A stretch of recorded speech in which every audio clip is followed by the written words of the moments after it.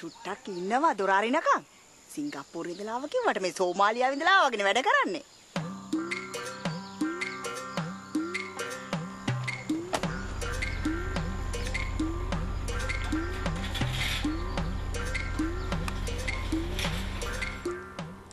මල්ලි මේ හයර් එකෙන් පස්සේ මේ වෙච්ච දේවල් සේරම අමතක කළා දාන්න. මමත් මේකෙන් පස්සේ ඔක්කොම අමතක කරන්න බලනවා. අමතක කරනවා. යා.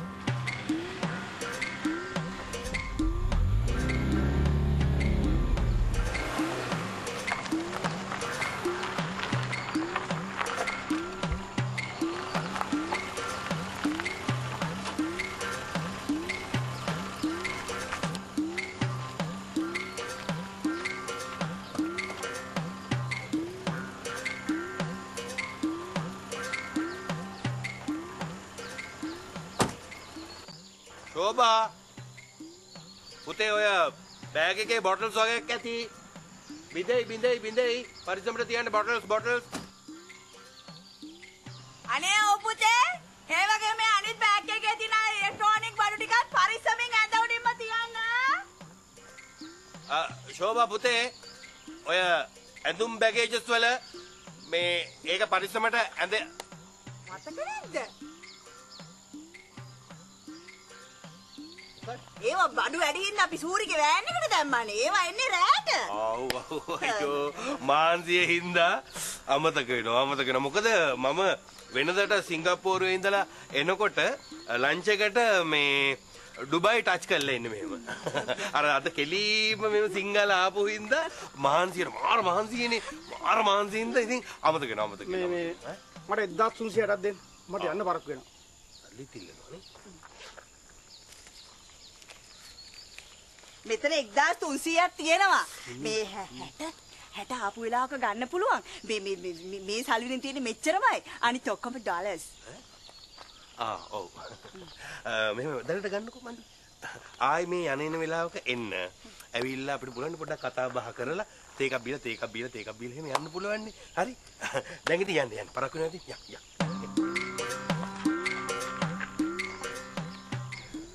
මොම්මේ නටාපු යෝගි වල හැටියට මන්නයක් කරන් ඇවිත් මට කොටන්නත් බැරි නෑ.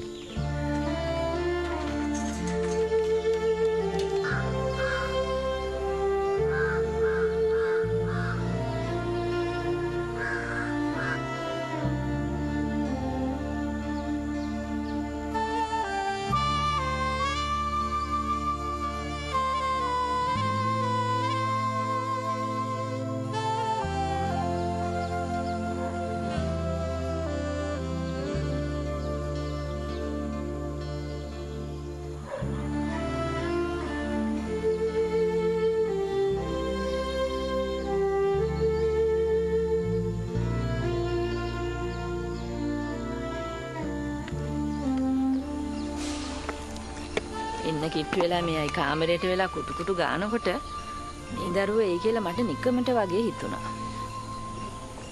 මං ඒ කතා කළේ දහම්සට අම්මා.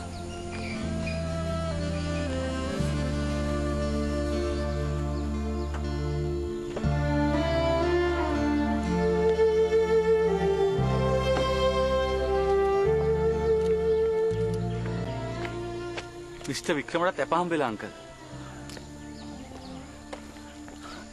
අනේ ඒක ලොකු දෙයක් දරුවා.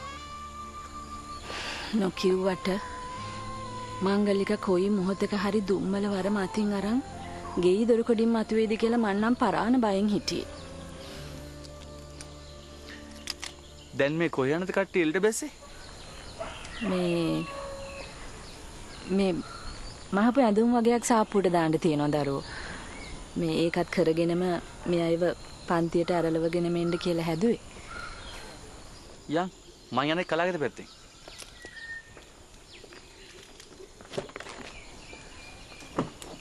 එහෙම ආපයි මෙයන්නේ කොහොඳද මන්දා?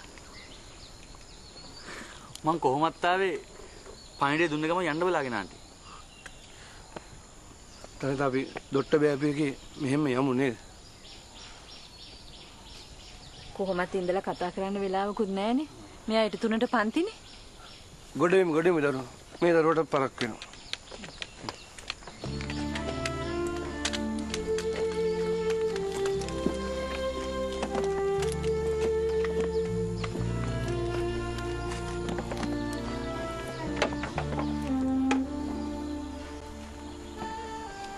තාත්තට ඉස්සරහ දුන්නා නම් හරි චූටි.